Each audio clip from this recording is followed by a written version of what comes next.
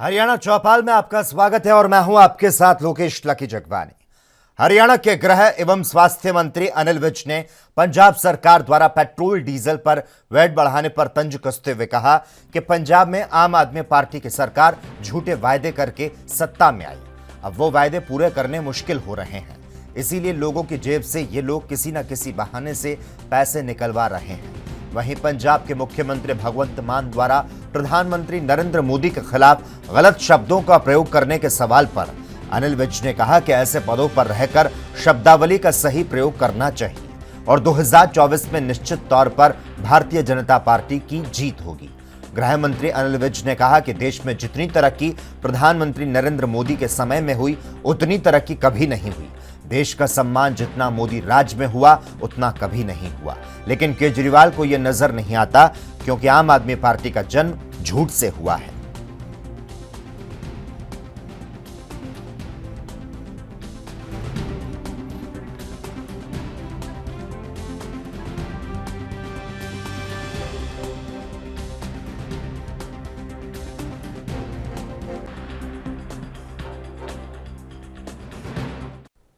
वहीं सांसद चौधरी धर्मवीर सिंह ने आज भारतीय जनता पार्टी सरकार के 9 वर्ष पूरे होने के उपलक्ष्य में चलाए जा रहे महासंपर्क अभियान कार्यक्रम के तहत गांव बदवाना सहित विभिन्न गांवों में भारतीय जनता पार्टी कार्यकर्ताओं और ग्रामीणों को संबोधित किया और भारतीय जनता पार्टी सरकार की नीतियों से अवगत करवाया।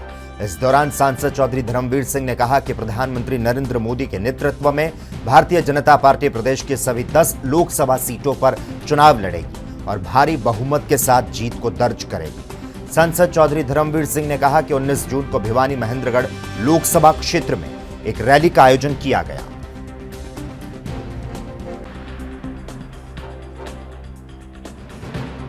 हमारी सारे देश में ये महाजन संपर्क अभियान है, हर लोकसभा क्षेत्र में है।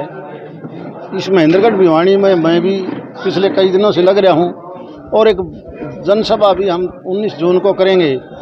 दूसरा, बीजेपी 10 की 10 सीटों पर चुनाव लड़ी थी, अच्छे मार्जिन से जीती थी।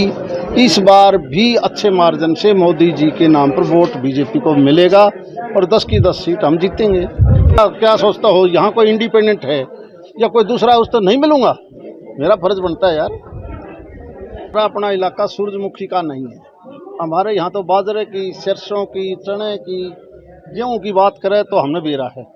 जिस चीज़ का हमें ज्ञान ही नहीं कि सूरजमुखी का क्या है, इतना ज़रूर है कि पिछली सरकारें जब बाजार में कम रेट पर बिकता था किसी का, तो भावांतर के तौर पर जो मार्जिन था वो कोई पिछली सरकारें नहीं देती थी। ये शुरुआत भी इसी सरकार ने की। खिलाड़ी इस देश की शान है।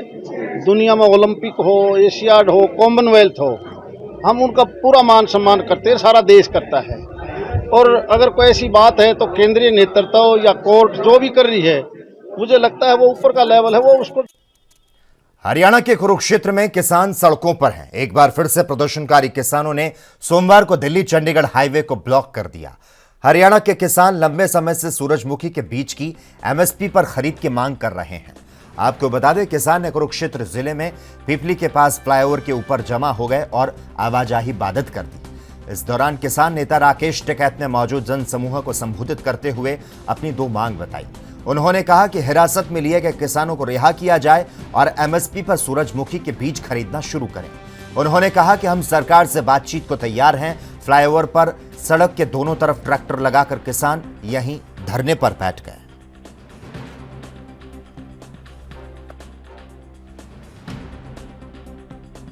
देखो, उस टाइम पे भी भारत सरकार ने ये हमको जानकारी थी कि जितने रीच फेसबुक और ट्विटर पे आने चाहिए किसान मूवमेंट के, वो नहीं आ रहे और ये लोकल स्तर पे रोकने की कोशिश करते थे। और जो इसको मालिक था उसने बिल्कुल अब स्पष्ट कहा ही है। लेकिन जो भी ऐप हैं, जो कंपनियां ये चलाते हैं इस तरह की, वे किसी के प्रेशर में नहीं आते। उसने बिल्कुल ठीक कहा, भारत सरकार ने ये एफर्ट्स किए होंगे और ये कई बार खबरें चली भी हैं कि उनको नुकसान कर देंगे अगर वे बात नहीं मान लेंगे। तो ये सारी चीजें हैं, तो उन्होंने जो चीज है उन्होंने बिल्कुल ठीक कही है। आज जो दूसरा दिन है और कल रात भी मीटिंग हुई, अभी भी मीटिंग होनी है, क्या रणनीति बनाई जा रही है? एसकेएम का क्या कहना है? यहाँ की लोकल जो बॉडीज हैं। देखो, हमारा ये है कि 2 डिमांड यहाँ की है।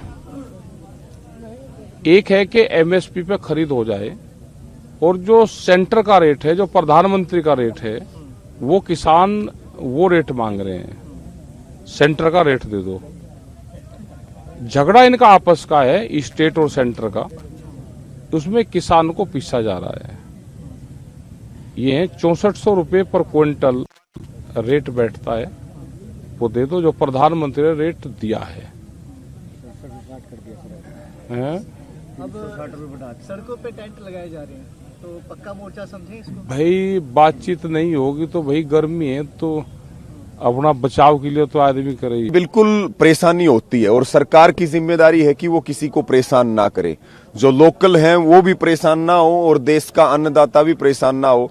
लेकिन आप ये देखिए कि कल 2 बजे ये नेशनल हाईवे 44 जीटी रोड जाम हुआ, और इतना समय लगाने का मतलब ये है कि सरकार किसानों की मांगों के प्रति गंभीर नहीं है, और सरकार जानबूझ करके लोगों को परेशान करना चाहती है। इसकी हमारी कोई जिम्मेदारी नहीं। जो लोगों को परेशानी हो रही है उसकी जिम्मेदारी मुख्यमंत्री मनोहर लाल खट्टर जी की है। जी।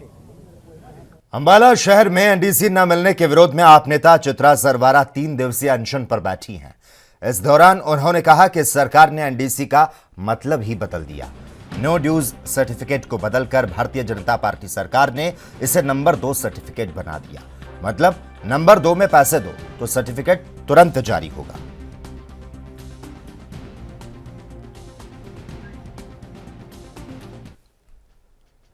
अंबाला कैंट कॉलेज में प्रिंसिपल राजेंद्र सिंह की अध्यक्षता में प्रेस कॉन्फ्रेंस का आयोजन किया गया। इस मौके पर प्रिंसिपल के साथ जनसंपर्क अधिकारी नवीन गुलाटी मौजूद रहे। आज की प्रेस कॉन्फ्रेंस का मुख्य मकसद कॉलेज को मिली बड़ी उपलब्धि के बारे में जानकारी देना था। जनसंपर्क अधिकारी नवीन गुलाटी और नेक की प्रोफेसर हरियाणा के गृह मंत्री अनिल विज से मिले और उनका आशीर्वाद लिया। प्रिंसिपल ने इस उपलब्धि के बारे में जानकारी देते हुए बताया कि अंबाला छावनी ही नहीं बल्कि संपूर्ण हरियाणा राज्य के लिए ये गर्व की बात है।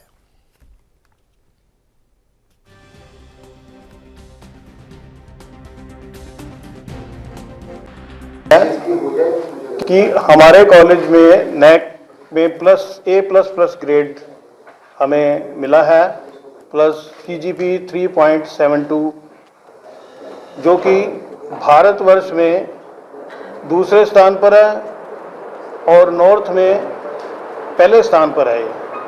तो इस खुशी में हमने इस कॉन्फ्रेंस का आयोजन किया है। बाकी की डिटेल हमारे बीच में हमारे प्राचार्य और नैक के जो मेन कर्ता धर्ता हैं हमारे अमनदीप मैडम, ये आपको थोड़ा डिटेल में इसके बारे में बताएंगे। और ये बेसिकली हमारे कॉलेज को अचीवमेंट मिली है। आप सभी अंबाला का पार्ट हो, हमारे कॉलेज का भी पार्ट हो, तो ये सब आपके लिए भी उतनी खुशी है जितनी हमें खुशी मिल रही है इसकी। इवन कि पूरे हरियाणा को भी आज हम सुबह माननीय श्री अनिल विज जी को मिले थे, हम उनका आशीर्वाद लेके आए, तो उनको भी बहुत अच्छा लगा कि क्योंकि वो सनातन धर्म कॉलेज के विद्यार्थी रहे हैं, तो उनको इस बात। मैं आज आप सभी को ये बताना चाहता हूँ कि सनातन धर्म कॉलेज की जो national assessment and accreditation council Bangalore ने चौथे साइकिल में एवेल्यूएशन की है, उसके अंदर हमारा ये महाविद्यालय पूरे देश के अंदर दूसरे स्थान पे रहा है। ये बड़े ही हमारे अंबाला वासियों के लिए, हरियाणा वासियों के लिए बड़े ही गर्व की बात है।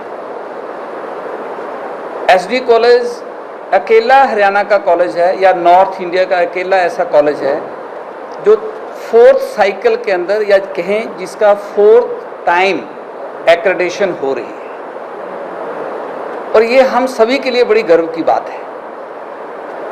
जो national assessment accreditation council Bangalore है, वो हर कॉलेज को, हर यूनिवर्सिटी को 7 पैरामीटर के ऊपर एवेल्युएट करती है, और इस बार हमारे इस कॉलेज ने एक नया कीर्तिमान स्थापित लोग करवा चुके हैं नैक एक्रेडिटेशन के, और हर साइकिल में हमने अपने क्वालिटी बेंचमार्क्स को एलिवेट किया है, ऊपर लेके गए हैं, कहीं पे भी हम नीचे नहीं गए।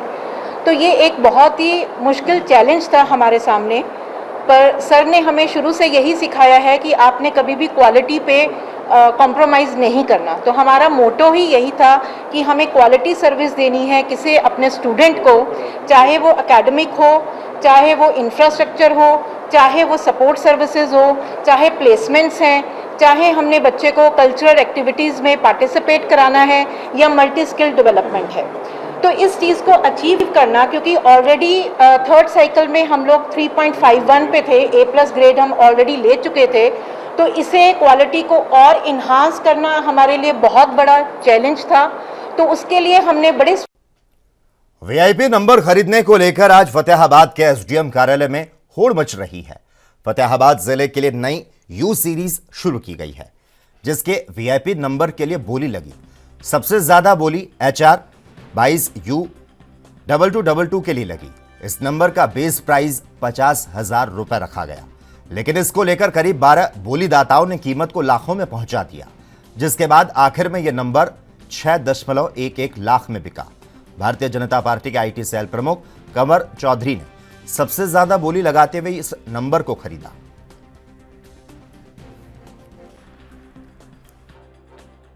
नंबर 6,11,000 की बोली लगाई है जी। तो क्या इतना खास नंबर में था और किसने? बस फतेहाबाद से प्यार करते हैं जी। फतेहाबाद का नंबर है 22 HR 22, तो आपके 22 पसंद था जी, बस उसी। तो बोली कितने से स्टार्ट हुई थी जी और कितनी आपने? बोली 50,000 से स्टार्ट हुई। कितने कैंडिडेट थे जो बोली लगा रहे थे? कैंडिडेट थे 20। तो हाईएस्ट मैक्सिमम बोली अपनी थी 6,11,000। तो बड़ी कितनी एकदम से 50,000 से शुरू हुई? 50,000 से शुरू होती 60,000, 70,000, 1 लाख, 2 लाख, 3 लाख, 5 लाख। हाईएस्ट आपने लगाई है 6 लाख। 6,11,000। तो कोई पेमेंट भी जमा करवाएंगे? 25% जमा करवाएं। हरियाणा में पुरानी पेंशन नीति बहाल करने की मांग को लेकर 2 जून से चली कर्मचारियों की साइकिल यात्रा आज फतेहाबाद पहुंची। फतेहाबाद में कांग्रेस के नेता और पूर्व CPS प्रहलाद सिंह गिलाखेड़ा के द्वारा अपने कार्यालय में इस यात्रा का स्वागत किया गया और उन्हें भरोसा दिलाया गया कि कांग्रेस कर्मचारियों के साथ है और सत्ता में आते ही पुरानी पेंशन नीति को बहाल किया जाएगा।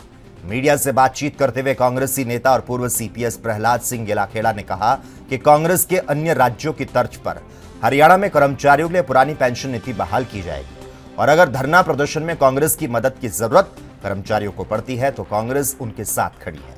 वहीं कर्मचारी यूनियन के प्रदेश अध्यक्ष विजेंद्र धारीवाल ने कहा कि पुरानी पेंशन नीति बहाल करवाने की मांग को लेकर कर्मचारियों के द्वारा साइकिल यात्रा शुरू की गई। ये साइकिल यात्रा आज फतेहाबाद पहुंची। 23 जून को यह साइकिल यात्रा चंडीगढ़ पहुंचेगी और वहां यात्रा का समापन किया जाएगा।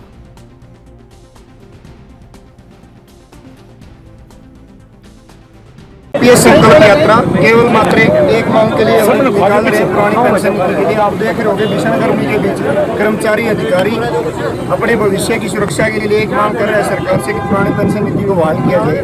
19 फरवरी को हमने पंचकूला के अंदर एक महारैली की थी जिसमें लाखों कर्मचारी पहुंचे थे। सरकार ने दमनकारी नीति चलाते हुए उनके ऊपर लाठी डंडे और आंसू गैस के गोले चलाए। उसके बाद एक कमेटी का गठन किया, लेकिन सरकार उसके बाद एक दुलमुल रवैया अपनाए हुए कोई ठोस निर्णय की तरफ नहीं पहुंची, जिसलिए हरियाणा प्रदेश का तमाम कर्मचारी अधिकारी नाराज है और हम सरकार से मांग करते हैं कि जल्द से जल्द पुरानी पेंशन को बहाल करें, नहीं तो आने वाला समय उनके लिए कठिनाइयों भरा रहने वाला। तो कांग्रेस ने आज स्वागत भी किया है आपको और समर्थन भी आपको देने का ऐलान किया, कहीं ना कहीं बल मिला है आपको इससे? देखिए, लोकतंत्र के अंदर पक्ष और विपक्ष दोनों महत्वपूर्ण कड़ी है। पक्ष का काम है कि आम जनता की आवाज़ को सुने और मुद्दों को सुलझाने का काम करे, लेकिन अगर सरकार उन मुद्दों के ऊपर कोई कार्रवाई नहीं करती और आम जनता की आवाज़ नहीं सुनती तो विपक्ष का दायित्व बनता है कि वो जनता की आवाज़ बने, विधानसभा के साथ साथ जहाँ भी उनको मंच मिले वहाँ पर उस मांग को उठाए। और कांग्रेस पार्टी अगर समर्थन करे तो उसके लिए धन्यवाद करते हैं। विपक्ष की महत्व अपनी भूमिका निभा रहे हैं। समापन कहाँ पे होगा जिस यात्रा का? यात्रा का समापन सभी जिलों से होते हुए 23 जून को हम चंडीगढ़ पहुंचेंगे, जहाँ महामहिम राज्यपाल को अपना ज्ञापन। आज हमारे लिए बहुत ही खुशी की बात है और संघर्ष की बात है कि ये संकल्प यात्रा, साइकिल यात्रा 2 जून को चली थी। धालीवाल जी के नेतृत्व में, सारे साथियों के नेतृत्व में फतेहाबाद में पहुंची। आज मुझे दिल से बड़ी खुशी हो रही है कि ये मेरे दफ्तर के आगे से निकले, उन्होंने मेरा आमंत्रण स्वीकार किया और यहाँ पर मैंने इनका स्वागत किया। और मैं अपनी तरफ से और कांग्रेस पार्टी चौधरी भूपेंद्र सिंह हुड्डा जी की तरफ से सारे साथियों को ये विश्वास दिलाता हूँ कि जैसे हमारी पहले सरकार छत्तीसगढ़ में है, हमारी हिमाचल में है, हमारी राजस्थान में है, वहाँ पर OPS लागू कर दी गई। हरियाणा के अंदर भी अगर हमारी सरकार बनी, पहली कलम से केस लागू करेंगे और पूरा समर्थन कांग्रेस पार्टी का यात्रा के साथ है। जहां भी इनकी जरूरत पड़ेगी, आज तो यात्रा की बात है, कल को अगर कोई जलसा जुलूस धरना प्रदर्शन करना पड़ा, उसमें भी कांग्रेस पार्टी हमेशा इनके साथ रहेगी। चौधरी भूपेंद्र सिंह हुड्डा के नेतृत्व में और हमारा ये युवा वर्ग है दीपेंद्र हुड्डा जी के नेतृत्व में, हम इनका समर्थन करते हैं कांग्रेस पार्टी की तरफ से। एक बार पुनः मैं अपनी शुभकामनाओं के साथ अपने साथियों से ये कहता हूं कि ये यात्रा सफल हो और जहां भी सारे हरियाणा में कहीं भी आप। फरीदाबाद के सरकारी अस्पताल के वार्ड से आज सुबह पुलिस को चकमा देकर एक कैदी फरार हो गया, जिसके बाद पुलिस के हाथ पांव फूल गए और भारी संख्या में पुलिस बल मौके पर पहुंच गया और फरार कैदी के तलाश को शुरू कर दिया। लेकिन अभी तक पुलिस कैदी को नहीं पकड़ पाई है। बताया जा रहा है कि कैदी पर हत्या समेत करीब आधा दर्जन मुकदमे दर्ज थे। 5-6 दिन पहले इसे इलाज के लिए सिविल अस्पताल में भर्ती करवाया गया। मौके पर पहुंचे एसीपी क्राइम अमन यादव ने बताया कि नाहर सिंह नाम के कैदी को इलाज के लिए सिविल अस्पताल भर्ती करवाया गया, जहां पिछले 5 दिन से वो भर्ती था। लेकिन आज सुबह करीब 6:30 बजे कैदी फरार हो गया। उन्होंने कहा कि कई टीम कैदी के तलाश में लगी हुई है।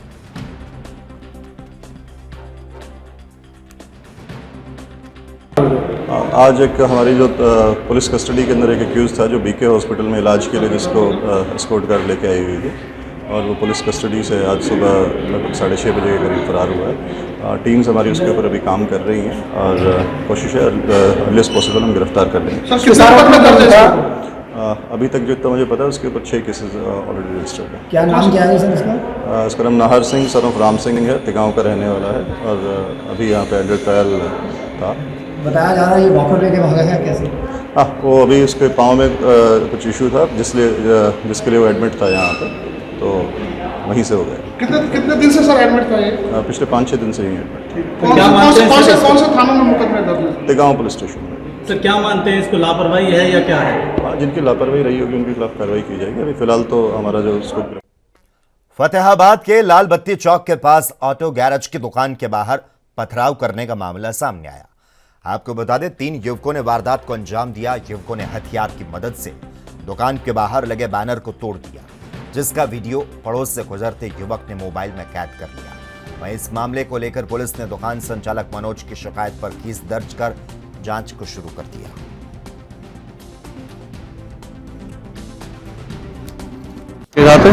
तीन जने आए हरी में और पत्थर के मिट्टी उठाई साइडों से और 3 हथियार थे लोहे के।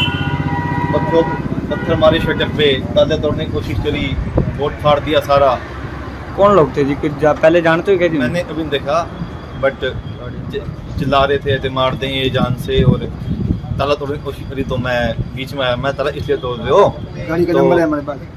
आज तो तू बच गया, सारे जने थे हो रहे हैं तुम्हारे पास, आज तो तू बच गया भीड़ की वजह से, नहीं तो अगली बार मिल जाए तुझे मार दें जान से, शॉप द्वार जा देंगे, जिंदा नहीं छोड़ेंगे।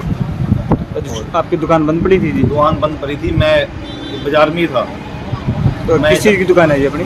अपनी 4 व्हीलर सर्विस ही है शॉप। अच्छा, बेरिंग इंजन सर्विस। तो किस टाइम आए थे, कितना देर हो गई? करीब 9:30 के आसपास टाइम है सर। 9:30 बजे बाजार में घूम रहा था इधर ही, तो उस टाइम की बात है। तो कोई फोन आया?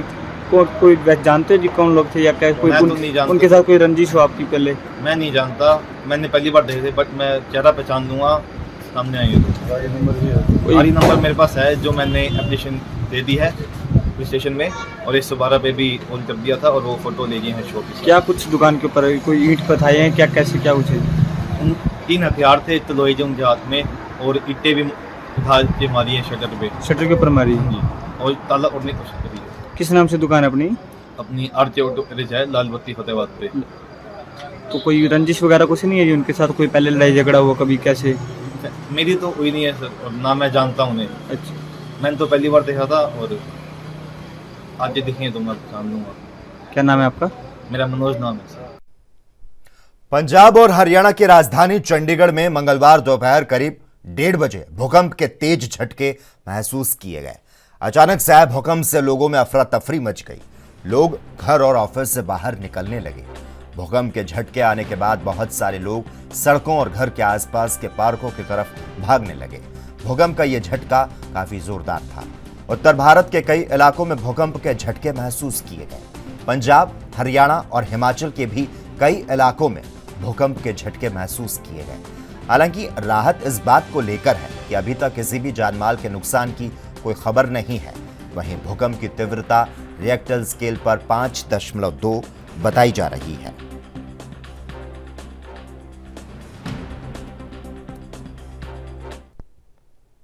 भारतीय जनता पार्टी हाईकमान के निर्देश के अनुसार राज्य मंत्री संदीप सिंह के नेतृत्व में मंगलवार को तीर्थ विकास दर्शन यात्रा आयोजित की गई। इसमें सैकड़ों कार्यकर्ता राज्य मंत्री संदीप सिंह के नेतृत्व में अपने वाहनों के काफिले के साथ कुरुक्षेत्र में कैथल जिले के विभिन्न तीर्थों के दर्शन करते हुए 152D नेशनल हाईवे से होते हुए वापस लौटे। यात्रा गांव गोमथला गड़ूसोम तीर्थ से शुरू होकर ब्रह्म सरोवर थाना, माता कुंती की कर्मस्थली, महर्षि वाल्मीकि संस्कृत विश्वविद्यालय, मौनधारा, मुंदड़ी और लवकुश तीर्थ मुंदड़ी पहुंची, जहां पर ग्रामवासियों और कार्यकर्ताओं द्वारा यात्रा का अभिनंदन किया गया।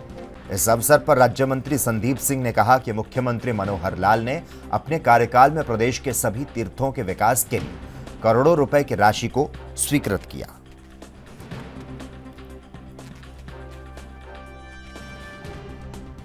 यात्रा जो है ये हमारी पेहवा विधानसभा से होती हुई पूरी लोकसभा जो कुरुक्षेत्र लोकसभा की जितने तीर्थ यात्राएं उनको हमने करना है और इसमें हमने गोमथला गढ़ू से शुरुआत की है और अभी हम कैथल ज़िले के अंदर हम कर रहे हैं। लवकुश जो यहाँ पर एक प्राचीन जो मंदिर है तीर्थ यात्रा के लिए यहाँ तीर्थ पर आए हैं और हम सरोवर के पास किनारे पर खड़े होकर सभी लोगों से पीछा भी कर रहे हैं और हमारे साथ पूरी यात्रा में भिलवा के लिए, कैथल के लिए, क्षेत्र थानेसर सभी जगह के विधानसभा के गाँव के लोग जुड़कर चल रहे हैं। तो मैं इस यात्रा का महत्व एक ये भी है कि हमारी जो इतिहास है, धार्मिक इतिहास जो है और हमारा जो बुजुर्गों ने, पूर्वजों ने जो हमें ये इतिहास के बारे में बताया है, आने वाली पीढ़ी को भी हम बताएं और इस जो हमारा धार्मिक जो स्थान है इसकी देखरेख करके इसको हम आगे आने वाली युवा और बच्चों को, साथियों को हम उनको छोड़ के जाएं कि वो इसकी और ज़्यादा देखरेख। हरियाणा के शिक्षा मंत्री कंवरपाल गुर्जर मीडिया से मुखातिब हुए और कुरुक्षेत्र में किसानों द्वारा किए जा रहे प्रदर्शन को लेकर प्रतिक्रिया दी। कंवरपाल गुर्जर ने कहा कि किसी भी व्यक्ति के रोड के जाम करने से वे सहमत नहीं हैं। उन्होंने कहा कोई व्यक्ति अगर कानून व्यवस्था को खराब करता है तो यह गलत है। बात से बिल्कुल भी सहमत नहीं हूँ, किसी भी व्यक्ति के लिए सहमत नहीं हूँ, चाहे वो कोई सा भी वर्ग है। अगर वो रोड जाम करता है, इस प्रकार से आवाजाही में बाधा डालता है और कानून व्यवस्था को खराब करता है तो मैं समझता हूँ कि बिल्कुल गलत है। किसी भी व्यक्ति की कोई भी मांग है, अगर वो सरकार से सहमत नहीं है तो लोकतंत्र ने उसको अधिकार दिया विरोध करने का, अपनी बात कहने का, अपने तरीके से कहीं पर इकट्ठे होकर अपनी बात कह सकता है। लेकिन रोड जाम करना या हिंसा करना ये बिल्कुल गलत है। और जहाँ तक एमएसपी की बात है तो निश्चित तौर से सही बात है अब की बार के सूरजमुखी का रेट काफ़ी डाउन आया, वो रेट घट के 4000 से 4200 रुपये तक आ गया। लेकिन माननीय मुख्यमंत्री जी ने निर्णय लिया कि रेट डाउन आने की वजह से किसान को नुकसान हो रहा और हमने एफिड से कहा कि वो 4800 रुपये मार्केट में जाके सूरजमुखी खरीदे, क्योंकि जब बड़ा प्लेयर मार्केट में आएगा तो निश्चित तौर से रेट बढ़ेंगे। तो वो हमने प्रयास शुरू कर दिया। उसके साथ ही हमने ये भी कहा कि भाई हर किसान को हम 1000 रुपये प्रति क्विंटल के हिसाब से सरकार उसको भावांतर भरपाई या मुआवजे के रूप में उसको देगी, उसका सहयोग करेगी। और मैं इस तरीके से यानी कि सरकार 1600 से 1800 रुपये की मदद किसान की करने लग रही ताकि किसान को कोई नुकसान ना उठाना पड़े। और मैं समझता हूँ ऐसा करने वाली पूरे देश में एक हरियाणा सरकार ही है, बाकी कोई भी प्रदेश में अभी तक किसी भी सरकार ने ऐसा निर्णय नहीं लिया। अगर लिया हो तो निश्चित तौर से जो लोग वहाँ धरने पे हैं वो बता सकते हैं कि फलाने स्टेट ने इतना किया कि, लेकिन धरना भी हमारे यहीं दिया जा रहा। अभी तक टकैत साहब ने यूपी में नहीं धरना दिया, अभी तक टकैत साहब ने पंजाब की तरफ जाने का इरादा नहीं किया, अभी तक उन्होंने राजस्थान की तरफ जाने का इरादा नहीं किया। तो इससे स्पष्ट है कि इसके पीछे कोई ना कोई राजनीति है, क्योंकि हम ही बेस्ट कर रहे हैं और हमारे खिलाफ ही धरना दिया जा रहा। अब तक भी किसान के लिए जितना अच्छा काम हमने किया, एक हम ही ऐसी स्टेट है जो 0% पे किसान को लोन दे रहे, हम कोई भी उससे ब्याज नहीं लेते। वो अगर 1 लाख रुपए लेके जाता है, 1 लाख रुपए फसल के टाइम जमा करा दो, उसके बाद 1 लाख फिर ले दो, 1 लाख फिर फसल के टाइम पे जमा करा दो। हम ही ऐसी स्टेट हैं जिन्होंने किसानों का जो लोन था उस पे जो ब्याज था वो 1100 करोड़ से ज़्यादा का ब्याज हमने किसान का माफ़ किया। हम ही ऐसी सरकार है जिसने पिछली सरकार के मुकाबले में 7.5 गुना से ज़्यादा 8 साल में किसान को मुआवजा देने का काम किया। जो आज इसके पीछे हैं उन्होंने अपने 10 साल में 1339 करोड़ रुपए का मुआवजा किसान को दिया था। हमने 9,500 करोड़ से ज़्यादा का मुआवजा किसान को दे दिया। और जब हमारा कार्यकाल पूरा होगा तो मैं दावे के साथ कह रहा तब तक हम शायद उनके मुकाबले में 9 गुना से भी ज़्यादा मुआवजा किसान को दे देंगे। हमने हमेशा जब भी किसान के ऊपर कोई भी मुश्किल आई, विपत्ति आई, तो हम किसान के साथ खड़े नजर आए और हमने उसको पूरा प्रयास किया कि उसकी जितनी मदद भी हम कर सकते हैं, उसका जितना सहयोग भी हम कर सकते हैं, हम उसको सहयोग ताकि हमारा किसान समृद्ध हो। किस तरीके से हल होगा सर, क्योंकि बातचीत की टेबल पर आ नहीं रहे, सरकार भी प्रयास नहीं कर रही है, वो भी खुद बातचीत नहीं, बातचीत की मुझे लगता है कि अब कोई किस बात की बातचीत कर रहे हैं। तो बातचीत करने के लिए आए थे, हमने उनके साथ बातचीत की थी और हमने पूरा किसान की मदद कर रखी, कोई है नहीं। और मैं दावे के साथ कहता हूं, अगर आप किसानों से पूछोगे तो किसान सेटिस्फाई है सरकार के काम से, कि किसान बिल्कुल सरकार ने बिना कहे ही इतनी मदद करना, शुरू से ही सरकार ने अपना फैसला कर लिया कि हम किसान के साथ खड़े। लेकिन कुछ लोगों को आंदोलन करना, अब उसको तो कुछ नहीं कर सकते। अब अभी भी माननीय मुख्यमंत्री जी कह रहे हैं कि जो भी और भी कुछ होगा। और इसी के साथ ही हरियाणा चौपाल में बस इतना ही। तमाम अहम खबरों के लिए लगातार आप देखते रहिए ANB न्यूज़।